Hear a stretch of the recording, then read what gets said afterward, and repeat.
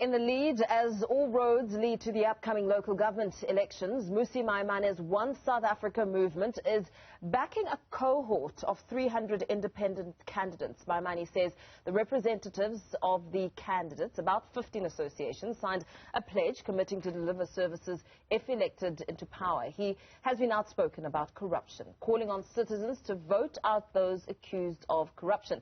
For more on this, we speak to One SA leader, founder Mmusi Maimane this morning. Very good morning to you. Thank you so much for your time. You backing a cohort of 300 independent candidates from all walks of life. You're confident that they will succeed, more especially in Emfuleni and Ekurhuleni. Why is that? Good morning, and good morning to fellow South Africans. I think it's important that we realize the moment that our nation finds itself in, that most people are sick and tired of the institutional politics. The big political parties have brought us into the mess that we're in now. And what's worse is that municipal capture is at its highest level. So the very municipality you cite, Emfuleni, as an example, has no basic services. Literally, the water and the sewage have become one thing for humans to consume. And therefore, with the movement that is set up there, the New Horizon movement, they've stood the test of time. They've professionalized. They've attracted an incredible list of talented independents. And ultimately, they bring to depoliticize local government. So that is just but one example of the many around the country. I can take you to Queenstown, where when you realize in that community in Inokumgijima, the very place that builds chicken sheds and calls them stadia, that in fact the mayoral candidate there is a local businessman who runs a business that employs over 1,000 people. So I'm confident that we've got a caliber of people. We've got exceptional skill sets that we want to put to local government. And these are citizens that are ready for change. You speak about the Inokumgijima municipality, and we know that the Eastern Cape has come under fire, leaving many skeptical about the Lesserton sports facility, an entire 15 million rand spent, but not very much to show. And that has raised concerns. In fact, it's even gotten you to rub shoulders with DJ Shimza. His controversial remarks really didn't bode too well with you. Tell us about that. Look, I think that for corruption to thrive, not only do you need good people to do nothing, but you also those who cheer it on and make it seem as though it's just a normal part of life. And so my impression of what was going on in terms of RT, the spokesperson from the presidency, or at least she's one of the people there, and DJ Shimza, is that they sought to defend the indefensible. When you tell our people who are without water, in Inokumgijima right now, if you went to the municipality, the water infrastructure is broken. When you realize that the roads have not been built, and then suddenly somebody wants to tell me that an athletics track, a chicken shed, should qualify as a stadium. Really, I think it's an insult to the people of this country. And if we don't stand up, as people in this country who say, we've had enough of corruption, we've had enough of racial divisions, we've had enough of parties that seem to want to divide us further and further, we have to build that center of competent people in the country, people who come from all walks of life, to say we need demand change. So I believe people like Shimza and many others who want to stand on the side and cheer those who are corrupt on, I think that they become part of the problem that we are trying to solve. In the build-up to elections, Newzroom Afrika reporters have really been on the ground speaking to the voters, listening to the voice of the people. And one incident in Hammanskraal speaks to the many problems with water shortages, water that is not fit for human consumption. The problem has been ongoing since 2005. And the residents in that community are saying that their cries have fallen on deaf ears, and they're tired of seeing politicians coming out when they need a vote. And throughout the entire course, they are left with this problem that no one is attending to. What incentive, or perhaps some form of hope, is there for the voter within a system that is essentially dysfunctional? Where does the voter turn to? Yeah, and this is where the power of independence comes from. Because whilst I say people are independent, they are only independent of a political party, but they are fully dependent on the community. You know, when you reflect on the fact that these are people who live in the community, who have been activists, the candidates that we've asked for is to say to them, don't just become a Johnny-come-lately on election day. We haven't sought for people who have defected from parties because they didn't make their lists and suddenly they want to stand as independents. That's why we don't support all independents that have registered with the IEC. The ones we are working with are people who say, look, more than anything, we have come out, we've been living in our communities. Many of them have been teachers. Many of them have been lawyers in the communities. Many of them have been social workers. Now they're standing saying, let us vote. And that to me is the hope of this country. It's starting from the grassroots up to say, let's build a coalition of citizens who realize that local government isn't about ideology. It is precisely about fixing water, making sure roads are tarred, making sure electricity is on. That is what local government is about. The moment we make it about anything other than that is when we introduce capture and ultimately slow down service delivery. So to me, the hope for the voter in this election is take power back into your own hands. Actually, do not be paralyzed by the big political parties. We've had traditional leaders who have stood in this election saying they're tired of just being part of a system where the big parties come to them for votes only at 5 years.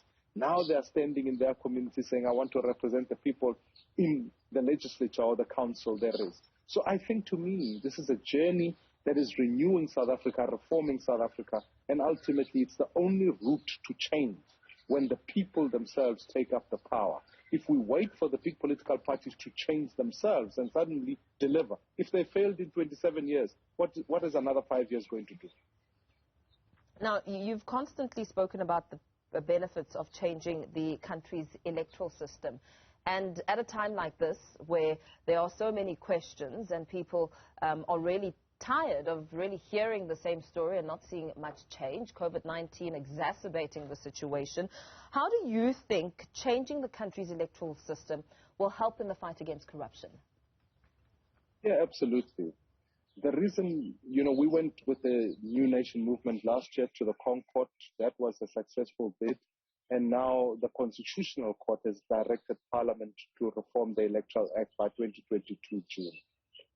Well, I think the first thing that's important is that actually politicians do not fear voters. That's why people can protest, they can put roads, they can blockade roads, but politicians do not listen. For the amount of protest we have in this country, we should have seen more change, yet in certain instances we have not.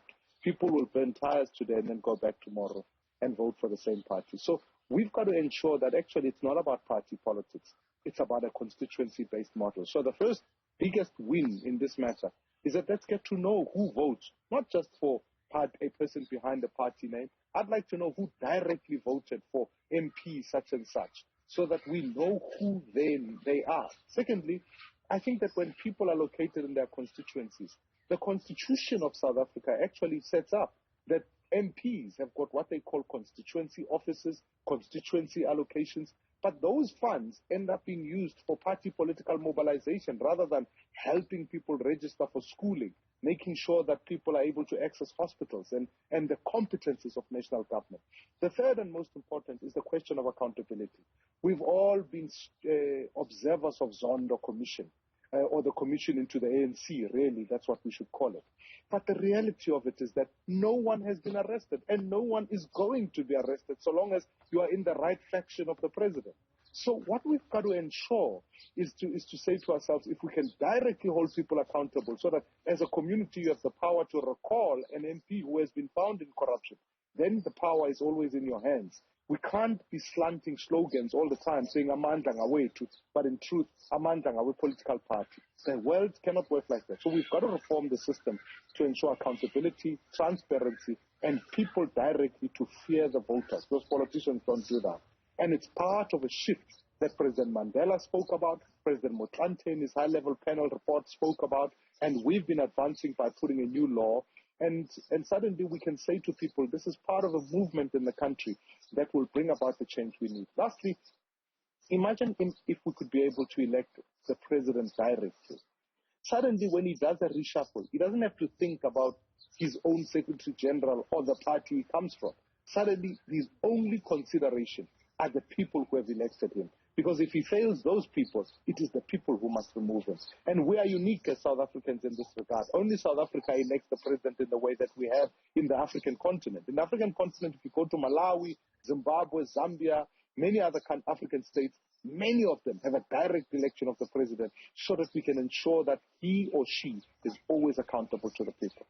And very quickly, before we let you go, as a former leader of the DA, I'm sure you've been tracking and seeing what sort of controversy has been sparked in Phoenix. What are your thoughts around those Phoenix posters and the manner in which the DA is trying to gain some ground? Firstly, I think anybody who seeks to mobilize this country on the basis of race and race-baiting really is being regressive.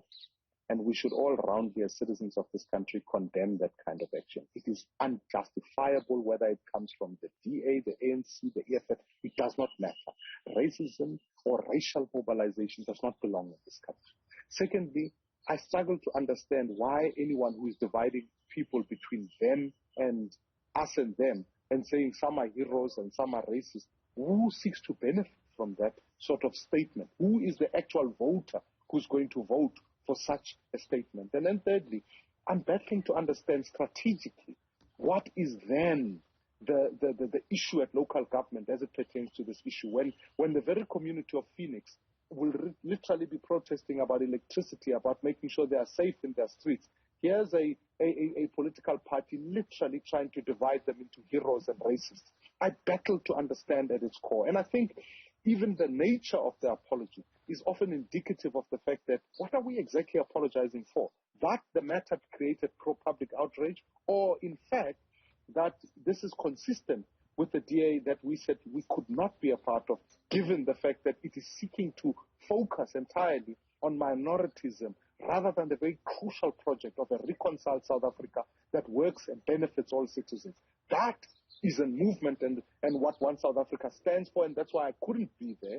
That's why I had to build One South Africa, because I'll never live in a country or refuse to live in a country where there's an us versus them. I'd rather build a movement of all South Africans so we can prosper together regardless of the color of our skin.